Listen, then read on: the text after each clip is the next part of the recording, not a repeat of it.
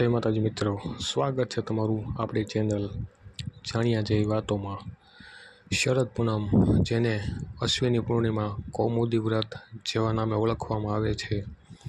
આમ જોઈએ તો દરેક મહિનામાં એક પૂનમ તો આવતી જ હોય છે, પરંતુ શરદ પૂનમનું વિશેષ મહત્ત્વ હોય છે। માન્યતા મુજબ શરદ પૂનમના દિવસે ચંદ્રમાંથી નીકળતા પ્રકાશના કિરણો અમૃત સમાન હોય છે। જ્યારે વૈજ્ઞાનિક દૃષ્ટિકોણ મુજબ શરદ પૂનમના દિવસે ચંદ્ર પૃથ્વીની ખૂબ જ નજીક હોવાથી આપણને ચંદ્ર અતિ સુંદર લાગે છે। શરદ પૂનમના દિવસે મહિલાઓ વ્રત રાખે છે। શરદ પૂનમની રાતે ખુલ્લા આકાશ નીચે લોકો ખીર બનાવી અને મૂકે છે, જેથી ચંદ્રમાનો પ્રકાશ આ ખીરમાં પડે અને આ ખીર અમૃત સમાન બનતી હોય છે। શ્રીમદ ભાગવત મુજબ શરદ પૂનમની રાત્રે ભગવાન શ્રી કૃષ્ણ અને ગોપીઓએ મહારાસ રમ્યો હતો, જેથી તેને રાસ પૂર્ણિમા પણ કહે છે। ભગવાન શ્રી કૃષ્ણએ આ મહારાસ દરમિયાન શરદ પૂનમની રાતને બ્રહ્માની એક રાત જેટલી લાંબી કરી દીધી હતી। હવે બ્રહ્માની એક રાત આપણા પૃથ્વીલોકની કરોડો રાત સમાન હોય છે। બીજી માન્યતા મુજબ શરદ પૂનમની રાત્રે જાગરણ કરવાનું મહત્ત્વ છે। આ રાત્રે માતા ધનલક્ષ્મી આકાશમાં વિચરણ કરતા હોવાનું મનાય છે। શરદ પૂનમના દિવસે જ માતા લક્ષ્મીનો પ્રાગટ્ય દિવસ છે।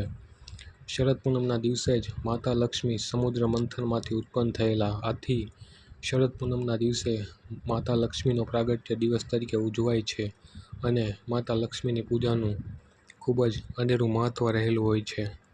જ્યારે દક્ષિણના રાજ્યોમાં ભગવાન કાર્તિકેયની પૂજાનું વિશેષ મહત્ત્વ છે। આપણા સાઉથ ઇન્ડિયામાં ભગવાન કાર્તિકેયને વધારે લોકો માને છે।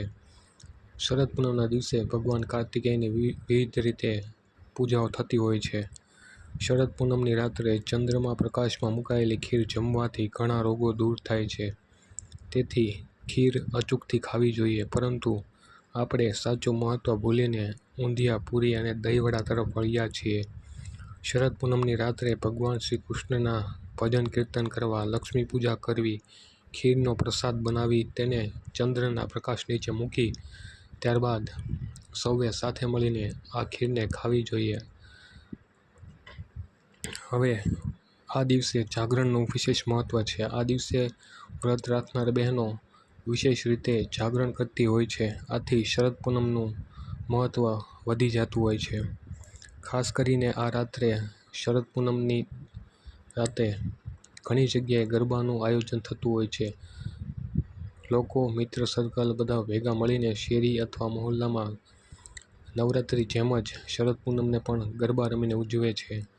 તો આ હતી શરદ પૂર્ણિમાનું મહત્ત્વ તથા જોડાયેલ માન્યતાઓ। વિડીયો ગમે તો લાઇક કરો, શેર કરો, સબસ્ક્રાઈબ કરો આપણી ચેનલ જાણ્યા જેવી વાતો।